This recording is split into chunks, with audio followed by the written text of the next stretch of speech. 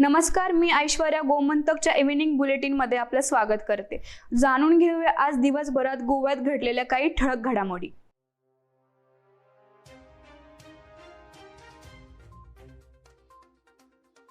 भाजपच्या दौऱ्यावेळी महावळिंगे गावात निर्माण झालेला गोंधळ आणि तणावग्रस्त वातावरण हा दुर्दैवी प्रकार आहे, असे मत महावळिंगेचे माजी सरपंच तसेच विद्यमान पंच शिवा गावकर आणि इतर युवकांनी पत्रकार परिषदेत व्यक्त केले आहे। तर या प्रकारामागे विरोधी पक्षांची फूस असू शकते असा संशय उदय गावकर यांनी व्यक्त केलाय।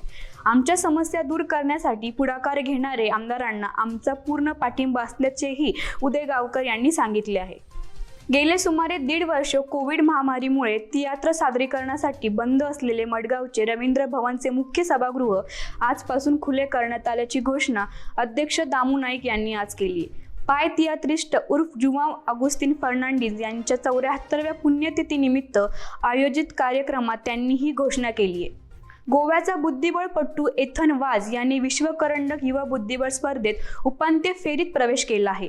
या स्पर्धेत 10 वर्षाखालील गटात खेळताना त्याने चमकदार खेळ करत मालिका राखली। एथन विश्वकरंडक स्पर्धेच्या 12 वर्षाखालील गटातील मुख्य फेरीसाठी पात्र ठरला आहे। त्याने उपउपांत्य फेरीत न्यूझीलंडच्या माओ डागी याच्यावर मात केली आहे।